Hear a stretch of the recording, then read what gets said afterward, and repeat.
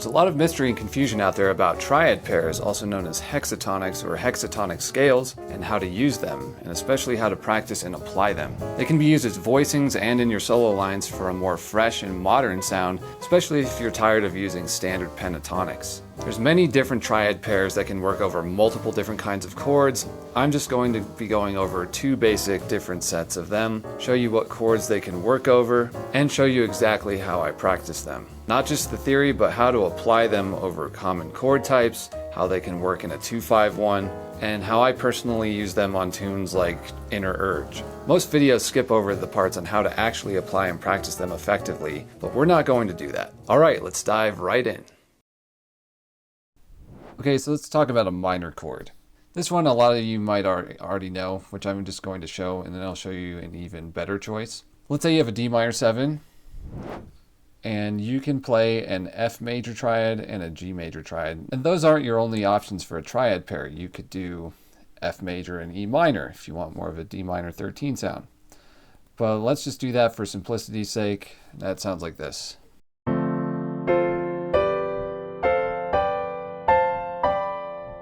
Right, so this really helps you know your triads, and it's really spelling out the 3rd, 5th, and 7, and then the 11, 13, and the root.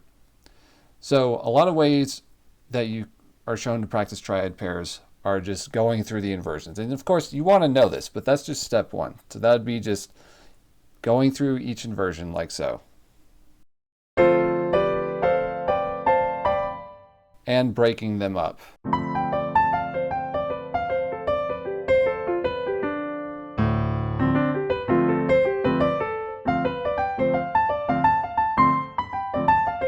Which is fine, but it sounds a little patternistic or patterny.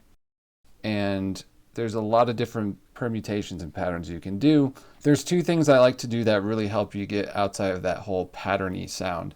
The first is, yeah, you want to learn it maybe in triplets like so.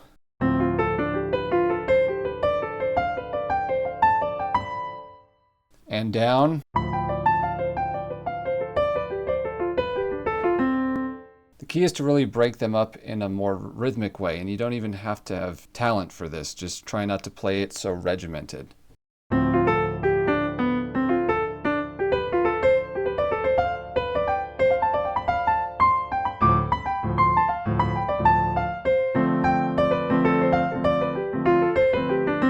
You can even switch directions, like ascending, descending, or vice versa.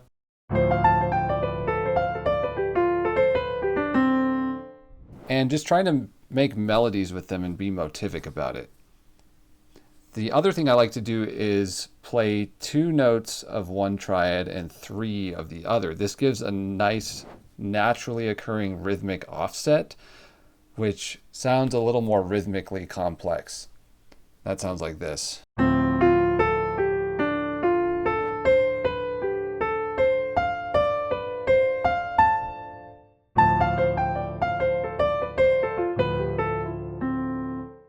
But you can do either one. So there I was choosing all 3 notes of the F triad and 2 notes of the G. You can do the opposite of that also.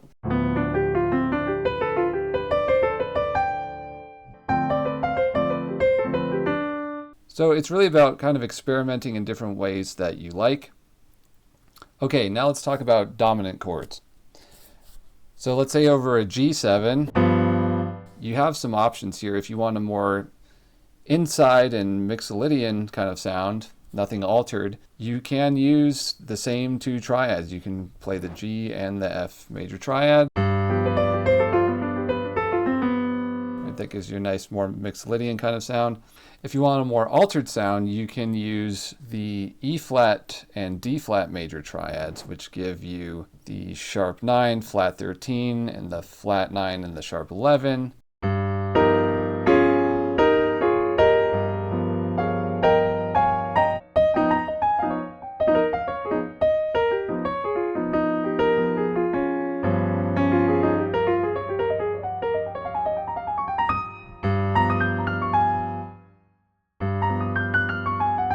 Now I like to add a little chromatics in between them, but that's just what I do.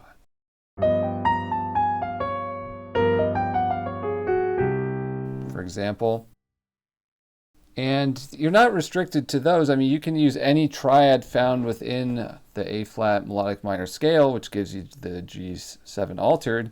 For example, you could do this A flat minor triad and the B flat minor triad as well. Right? It's just a matter of what kind of sound you like and want. You could even do the augmented triad, the B augmented and the D flat.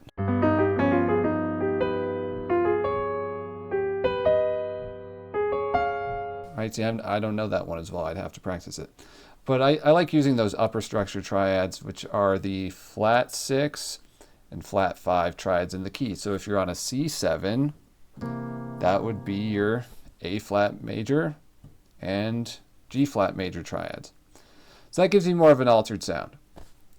On the major chord, it just depends if you want more of like a major 9 sound or if you want more of the sharp 11 and Lydian sound. So for C major, that would be the G major and the F major, which is the 5 and the 4.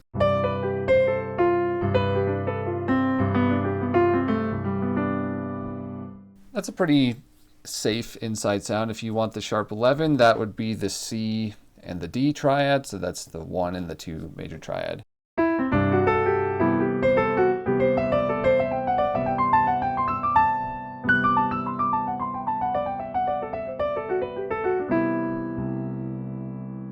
So over a context of a 2-5-1, you might just go really slow at first, and you can play around with those first 2 triads, the F and the G, which is based off the 3rd and the 4th of the key.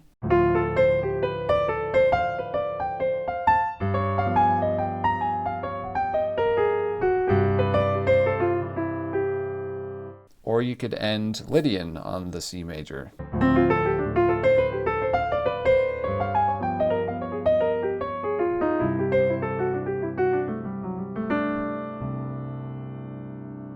So this triad pair, which is a whole step apart, basically 2 majors a whole step apart, can work over multiple different kinds of chords.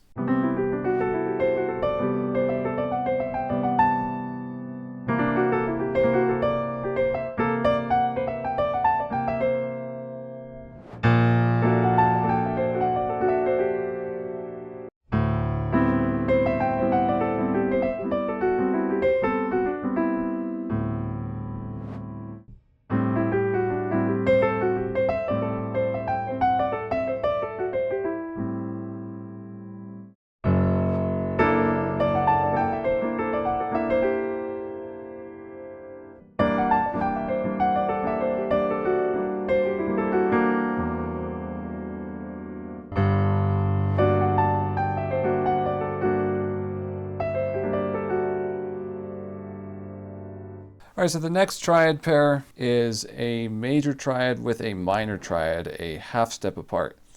So we're going to look at the 2 C major and B minor. It works over pretty much the same exact chord types I just showed you, not quite as many, but it's really nice for a more Lydian sound, which I use a lot, and like a more minor 13 sound. So for example, the first one over C major, we did D major and C major. But if you use B minor and C major, it gives you a little more, not sure how to describe it, but just like a little more definitive kind of sound.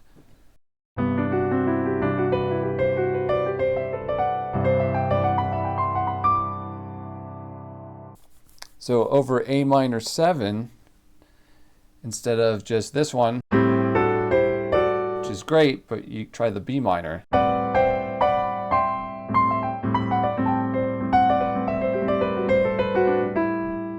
This one works over the following chords.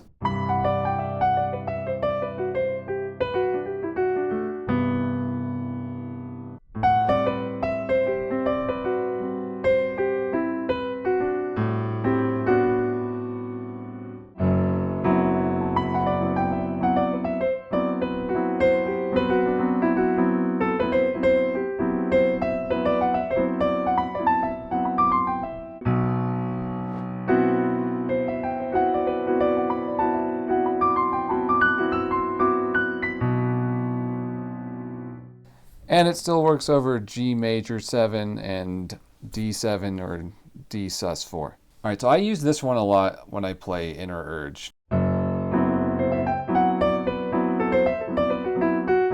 Now when you're on the F major 7, you can use the same concept. It's just going to be an F major with an E minor.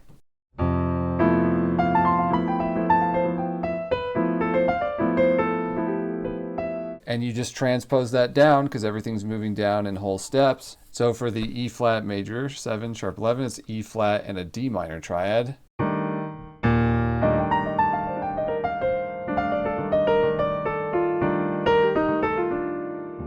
And then D flat major sharp 11, you got D flat and C minor.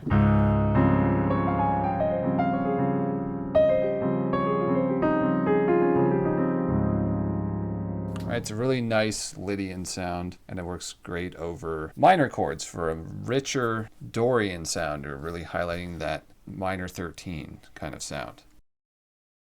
If you liked the video, please like and subscribe to the channel, leave a comment, and tell me if this finally demystified triad pairs for you. Check out the free guides in the description below. There's a guide on how to instantly improve your solos in 5 simple ways, a guide on where to start if you're new to jazz piano or coming from a classical background. There's a guide on how to organize and structure your practice if you're feeling lost and overwhelmed.